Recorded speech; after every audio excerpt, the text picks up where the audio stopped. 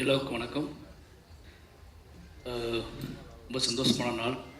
Ram sir சொன்னது மாதிரி ஒரு கனவு நிஜமான நாள் மாதிரி தான். ஏன்னா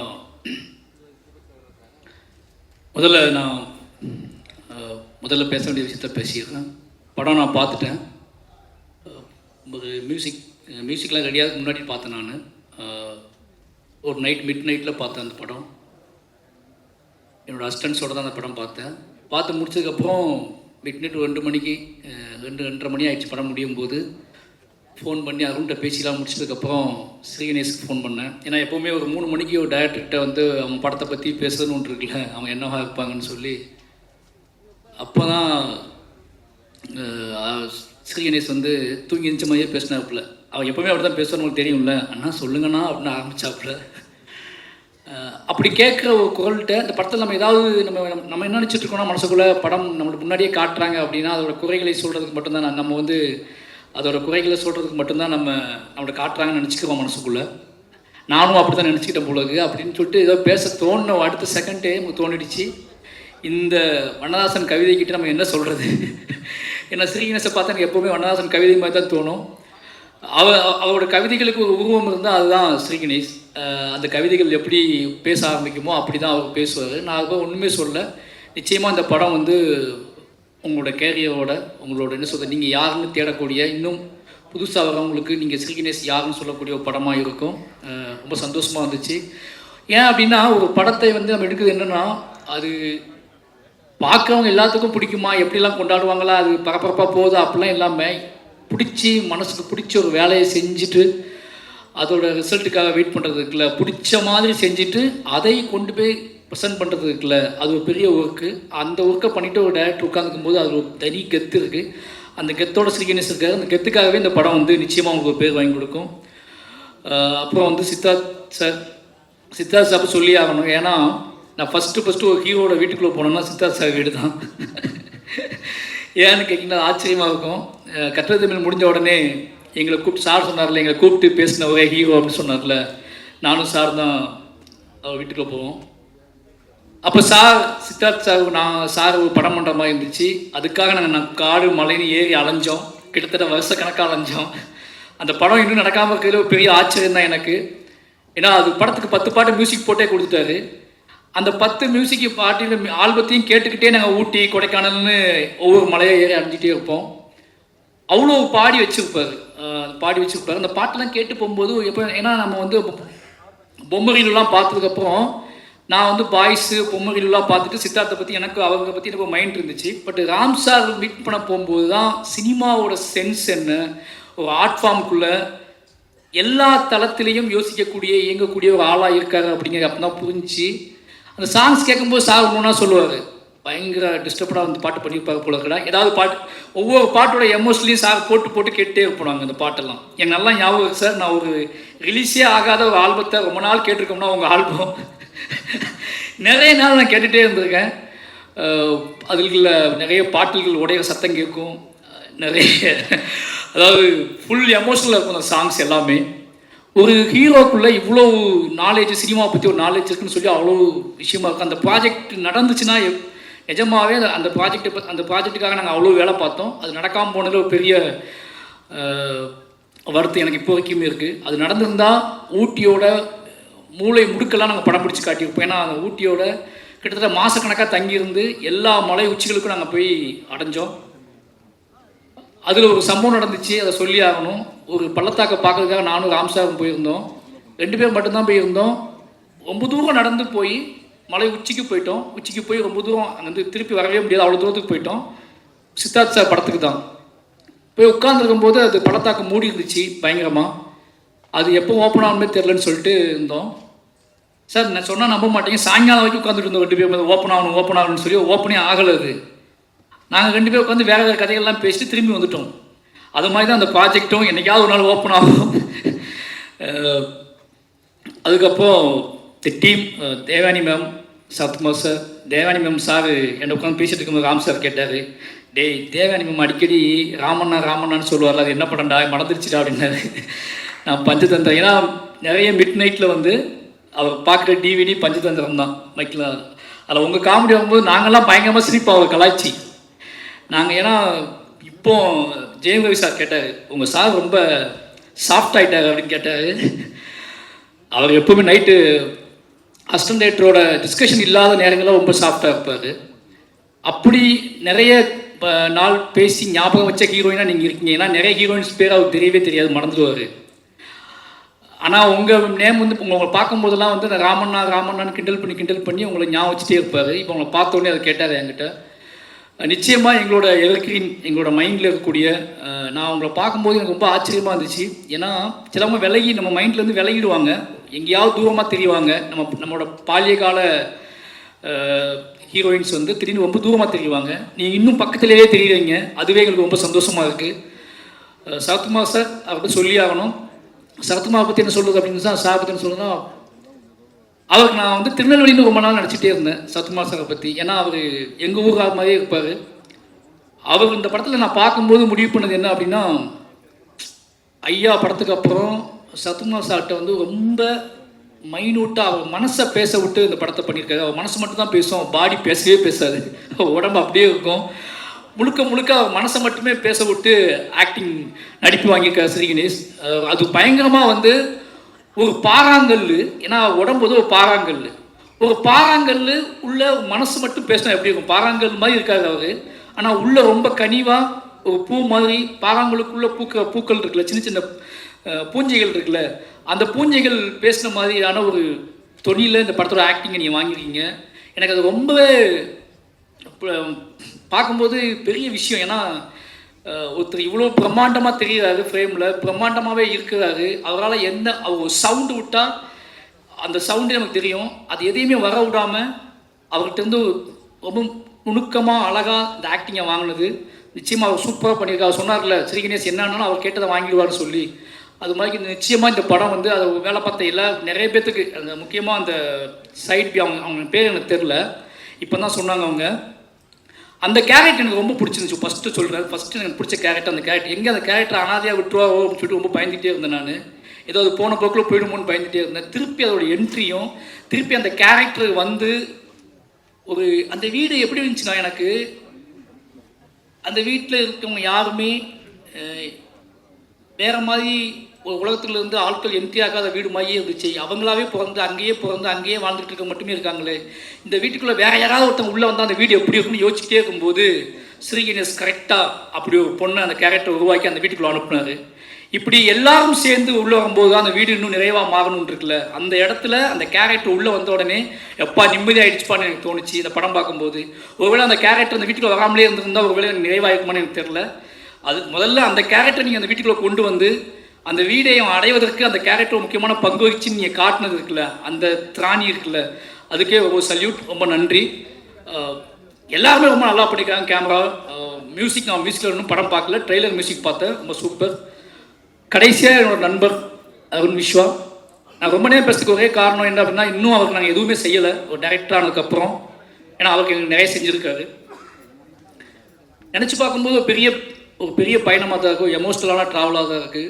பெரியர் பெருமாள் கதையை தூக்கிக்கிட்டு என் கூட ட்ராவல் பண்ண, எப்படி என் லைஃப்பில் ராம் சார் அப்படிங்கிறது என்னோடய அடையாளமும், என்னோட பெரிய என்ன சொல்கிறது, என்னோட ஒரே ஒரு தூண் அப்படின்னு சொல்லிட்டு இருக்கணும். அது மாதிரி அருண் விஸ்வா ரொம்பவே முக்கியமான, என் வாழ்க்கையில் முக்கியமான ஒரு மனிதர். ஏன் நினச்சி பார்க்கவே முடியாத உதவிகள்லாம் பண்ணியிருக்காரு. நிறைய அலுவலகங்கள், கிட்டத்தட்ட ஒரு 50 ஆஃபீஸ்க்கு நாங்கள் போயிருப்போம் பெரிய பெருமாள் ஸ்கிரிப்டை தூக்கிட்டு. நிறைய ஹீரோக்களை தேடி போய் நான் கதை சொல்லியிருக்கேன், அது நடக்கலை. நிறைய விஷயங்கள் நான் பண்ணியிருக்கேன், ஆஃபீஸாக போய் அலைஞ்சிருக்கோம், பண்ணியிருக்கேன், நடக்கலை. எனக்கு மேரேஜ் ஆகி ஒரு 10 டேஸ் கழித்து ஒரு ஃபோன் வருது. நான் போகாத ஒரு ஹீரோ கால் பண்ணுறாரு, கதிர். எனக்கு வந்து அவனாவே கால் பண்ணுறான். கதிர் கால் பண்ணி உங்கள்கிட்ட அருண் விஸ்வா ஒரு நல்ல கதை இருக்குன்னு சொன்னார் அப்படின்னாரு. எனக்கு ரொம்ப ஆச்சரியமாக இருந்துச்சு. சரிங்க, எனக்கு தான் மேரேஜ் ஆகிருக்க ஒரு 10 டேஸ் கழிச்சு தாங்க நான் வருவேன் அப்படின்னு சொன்னேன். அதுக்கப்புறம் கால் பண்ணுங்க பேசுகிறேன். ஏன்னா நான் ரொம்ப டயர்டாக இருந்தேன். திருப்பி 1 மந்த் கழிச்சு திருப்பி கதிர் கால் பண்ணாப்புல மீட் பண்ணலாம். அப்படி மீட் பண்ணால் அந்த நாள்லேருந்து அது பெரிய பெருமாள் தொடங்கிடுச்சு. அதுக்கு முன்னாடி பெரிய பெருமாளை தூக்கிக்கிட்டு அலைஞ்ச அவரோட ஸ்கிரிப்ட் புக் கையில் வச்சுக்கிட்டு என் கூடவே உட்காந்து அலைஞ்சது. அவர் ஈராஸில் வேலை பார்த்தாரு, அவர் வேலை பார்க்குற இடத்துக்குலாம் கூட்டிகிட்டு போனார், பெரிய பெரிய ஆட்களை அலுவலகத்துக்குள்ளே கூட்டிகிட்டு போனார். என்னென்னமோ பண்ணி இந்த படம் வந்துடணும், இந்த படம் வெளியே வந்துடணும் அப்படின்னு சொல்லிட்டு ரொம்ப மாரி செல்வராஜ் டைரக்டர் ஆக்கணும்னு ஆசைப்பட்ட 2வது ஜீவனாக இருந்தார். ராம் சார் இருக்காருன்னா ராம் சாருக்கு அடுத்து அருண் விஸ்வா வந்து எப்படியாவது மாறி டைரக்டர் ஆக்கிடணும் அப்படின்னு சொல்லிட்டு. ஏன்னா அவ்வளோ இன்னும் சொல்லப்போனால் ரொம்ப கரெக்டாக ஓப்பனாக சொல்லணும்னா எனக்கு சினிமாவுக்குள்ளே ராம் சாரை தாண்டி ஒருத்தர் ரிலேஷன்ஷிப்பாக கிடச்சிச்சு. நம்ம டோனில் இல்லாமல் சார் சொன்னார்ல பணக்காக போய் டோனில் இருப்பார்னு சொல்லி அப்படி ஒருத்தர் நம்மகிட்ட பேசுகிறாரு அப்படிங்கிறது பெரிய ஆச்சரியமாக இருந்துச்சு. அவர் என்னை நம்பி செல்வம்னு கூட்டிகிட்டே அலைஞ்சார்.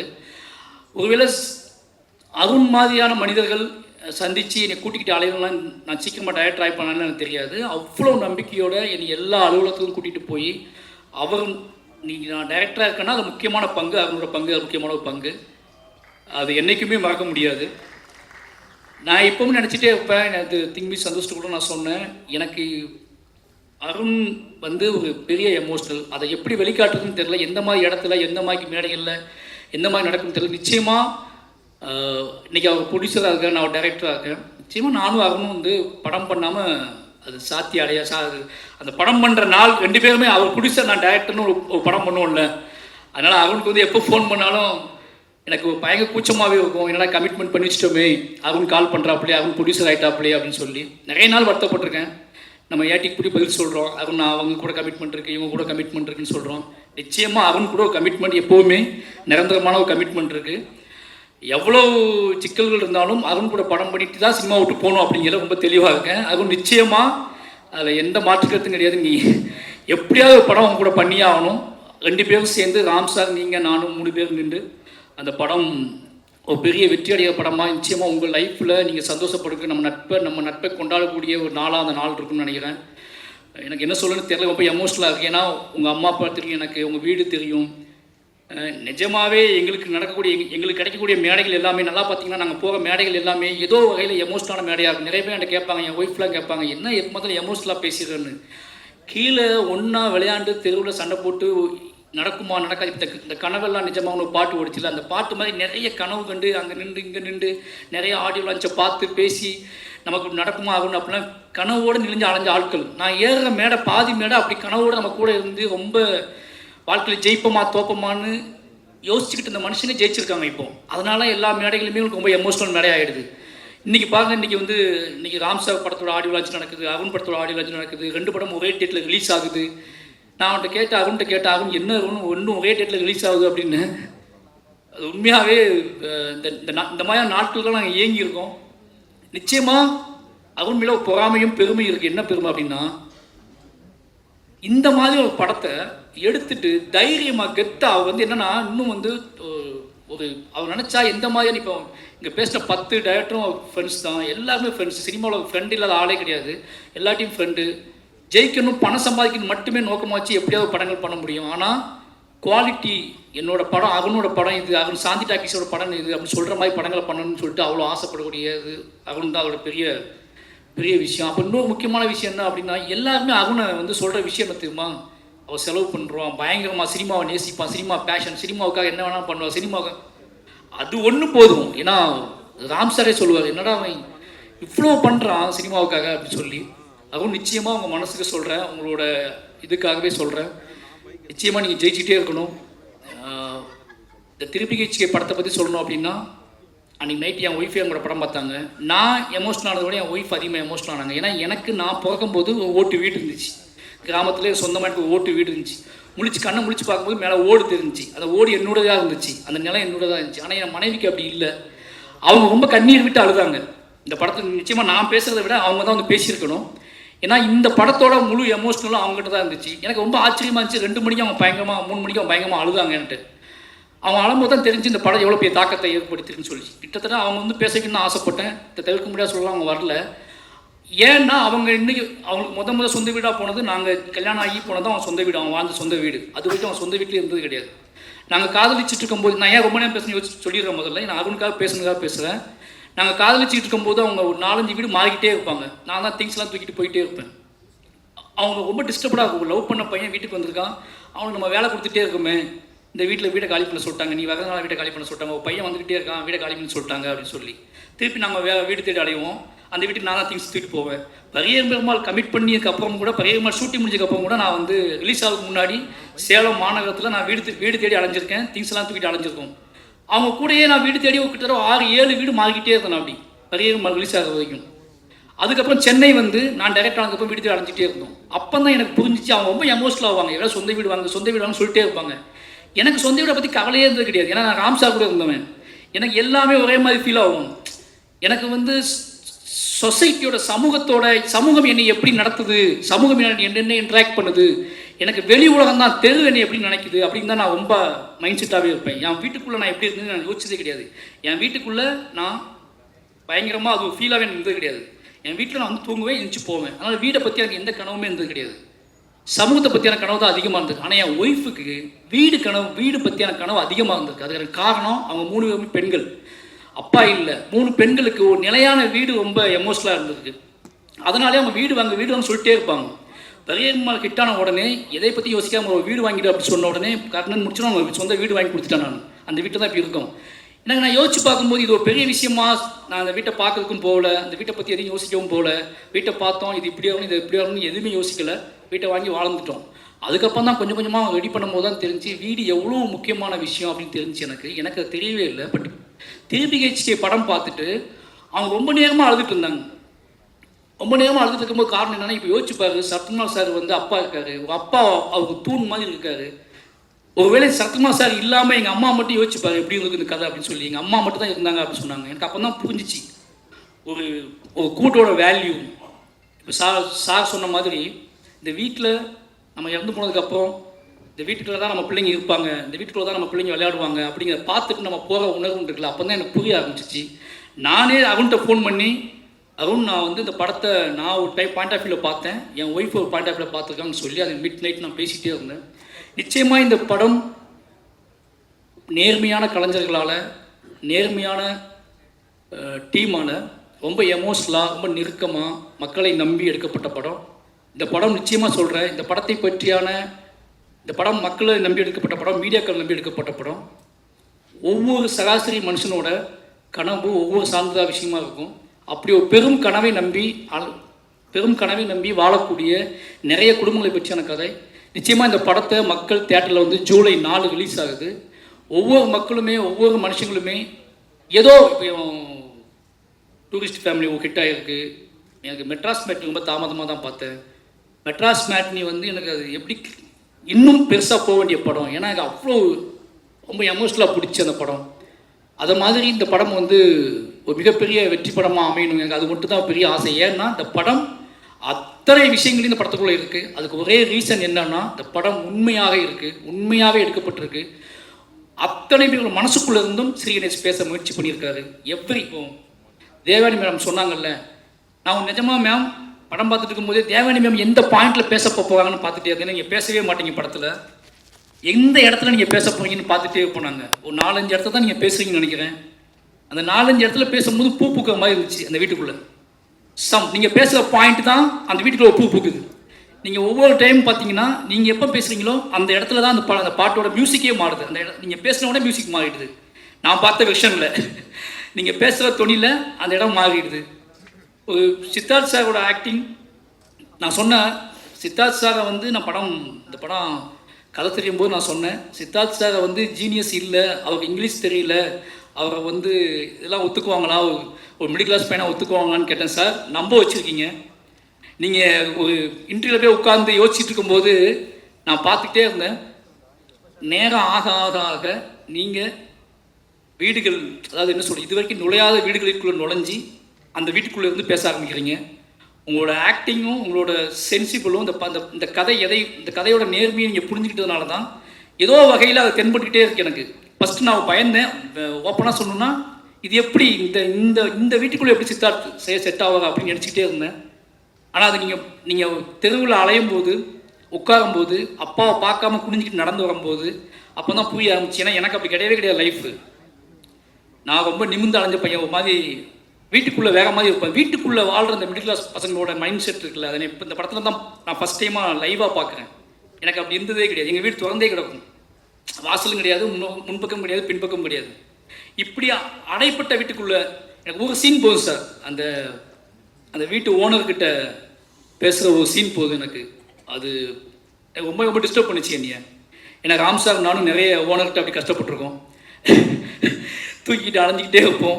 பில்டிங் தூக்கிட்டு ஒரு பாட்டு சத்தமாக வந்துச்சுன்னா மறுநாள் காலம் கதவை தட்டிடுவாங்க.